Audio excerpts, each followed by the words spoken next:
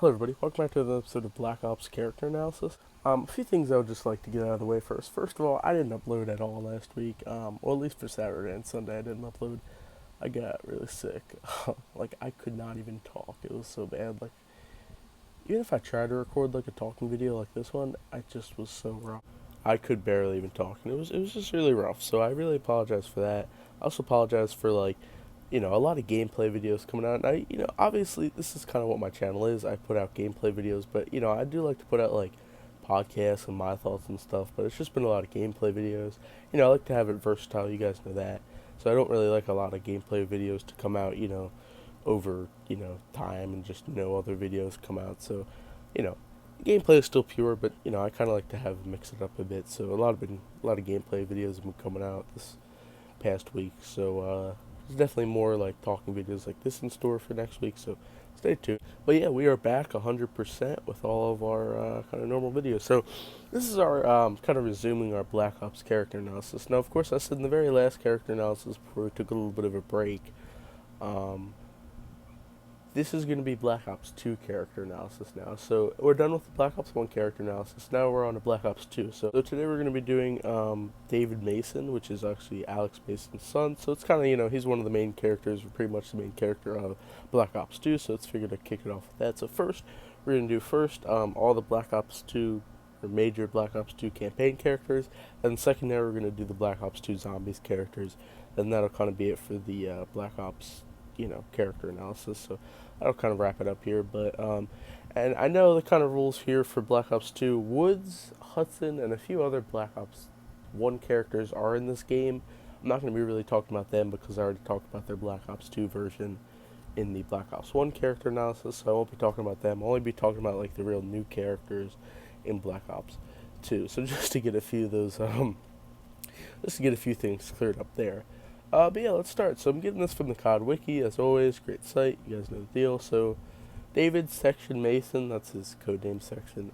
Lieutenant Commander David Mason is the main playable character and the protagonist in Call of Duty Black Ops 2. He is the son of CIA agent and USMC Captain Alex Mason, a member of SEAL Team 6 and the commander of all JSOC Strike Force missions from the USSS Barack Obama.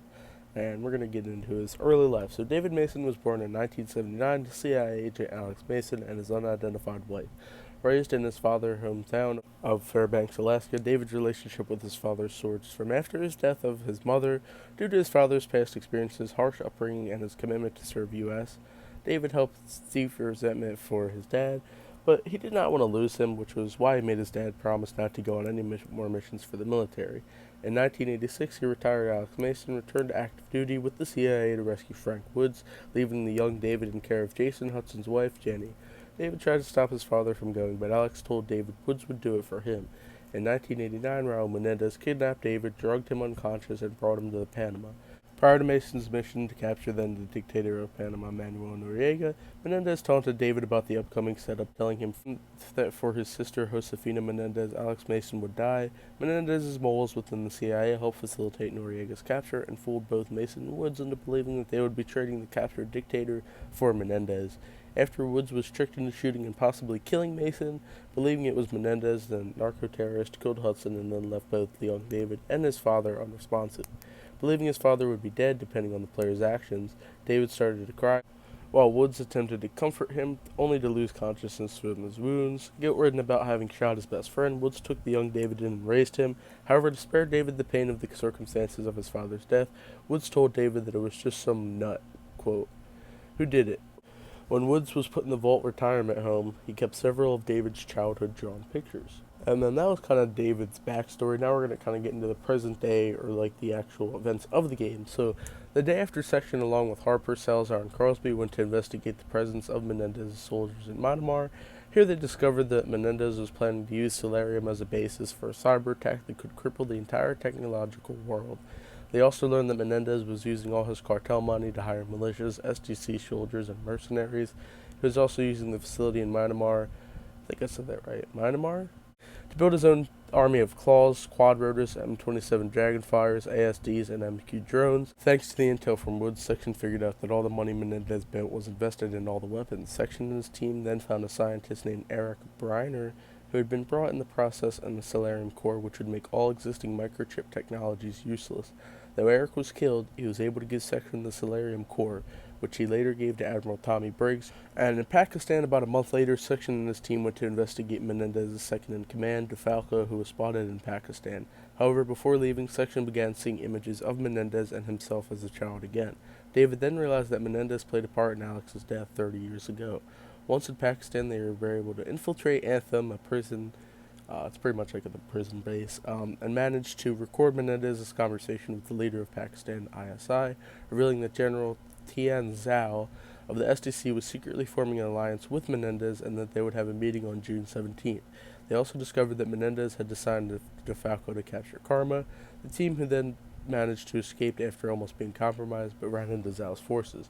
However, Zhao let them live since he assumed they were only after Menendez and didn't know his secret because he didn't want to get captured. The intelligence recorded from the conversation also revealed that Karma, which is then assumed as the cyber weapon Menendez planned to use, was on Colossus, the floating city. Section, Harper, and Salazar went to Colossus after fighting through several PMCs, found out that Menendez planned to bomb the entire floating island. They also discovered that Karma was not a weapon but a woman named Chloe Lynch. They located Chloe at Club Solar, but at the same time DeFalco also appeared and took several bystanders hostage. After Chloe decided to give herself in, Section and his team gave chase. I go kind of through the different outcomes here in this Karma mission. So outcome number 1, if the player manages to catch up to DeFalco, he will return fire and will be killed in the firefight. His body will then be carried back to the volatile by Harper and Salazar, and Chloe will be saved. Outcome number 2. Now I think it's kind of important to go over the outcomes because, I think Chloe could die in one of them potentially.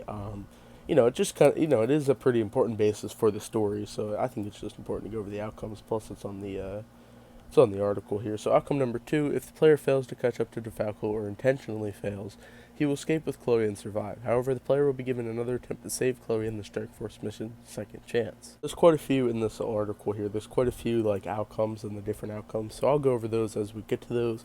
So capturing Menendez. Section assisted in the ambush of the Kurdistan rally in Yemen and appeared in person after either Harper or Farid was killed. Harper and Farid were evacuated, and Section advanced on a crash volatile warship where Menendez was. Section captured Menendez without incident and brought him back to the USS Barack Obama, but Menendez tormented Section on the way back after seeking a newer world together and even referring to him as David. Wouldn't you figure that? The USS Obama attacked.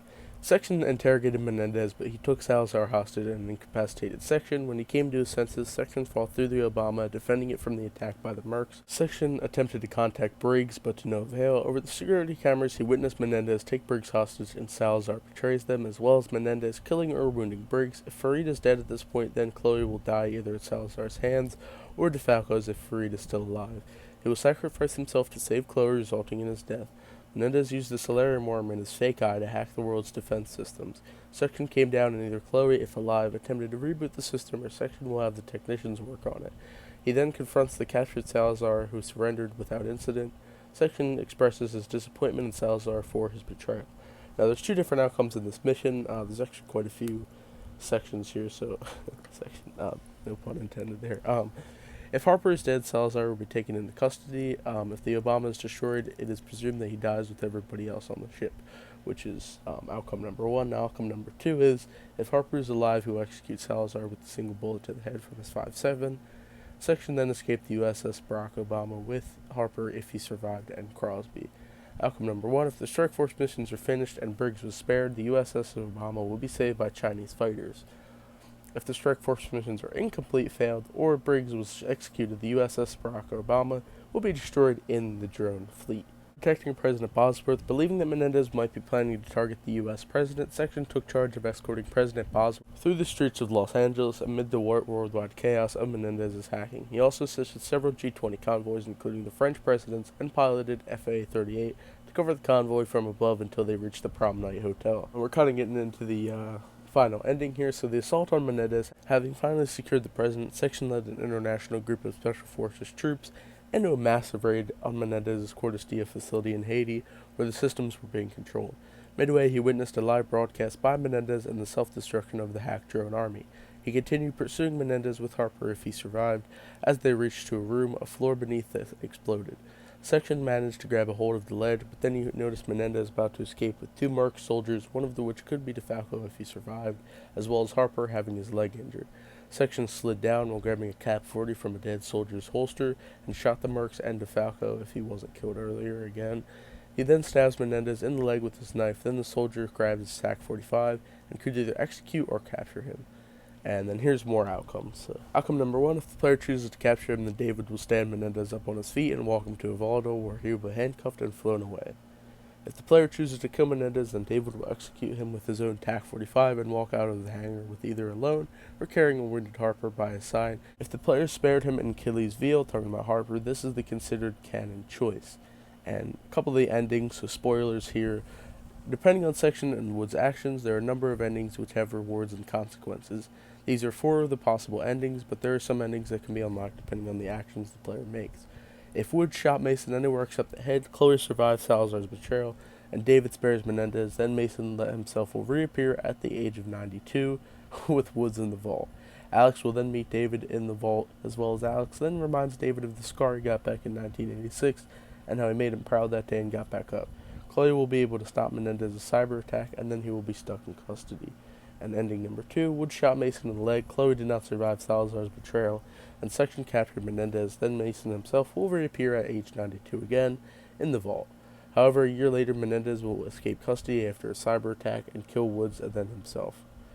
Woods killed Mason, Chloe survived Salazar's betrayal and gave Section spared Menendez, then David and Woods will visit Mason's grave, where David reveals that he will retire, which Frank is pleased to hear and says that Alex would be glad too. Chloe will be able to stop Menendez's cyber attack and will be stuck in custody. That was ending number 3.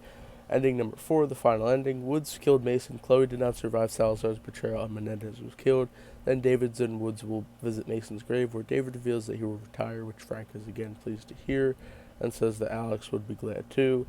However, Menendez will have a video trigger to play upon his death, causing massive public outrage, worldwide riots, and chaos, with the military and forces weakened by Menendez's attack, hinting at the destruction of the U.S. government, because in that, the White House, actually, it's shown a video of the White House burning down, which is actually kind of scary. Yeah, at that ending. So that's probably, well, it's not a good ending, I don't want to say, but that's actually kind of a scary ending. So, and that's kind of all the outcomes. I wanted to do the outcomes because I figured it was better just to kind of, there's a lot of different outcomes, so it's better to probably like explain that kind of stuff. So I figured I'd do that. But that's pretty much it for David Mason. I'm really excited. I got a lot of plans for this Black Ops 2 character analysis. So like I said, we're going to do all the campaign characters, and then next we're going to do the zombies characters, and that'll kind of wrap it up. But yeah, we're back on schedule, of course. Expect a lot coming next week. Stay tuned. Sorry I did get sick, and had to cancel a few things that was supposed to come out last week. But now we're back on track. Don't worry, back on schedule, so we're all good here. Yeah, I'm excited for this Black Ops 2 character analysis. I love Black Ops 2. I'm excited to talk about all the characters. So, yeah, next Sunday we're back on our Sunday schedule for character analysis. Got some big plans coming up. So, like I said, stay tuned. Yeah, that's pretty much it. So make sure to subscribe for more content, like the video, all the good stuff. Discord, Twitch, Instagram, links in the description. And I'll see you guys in the next video.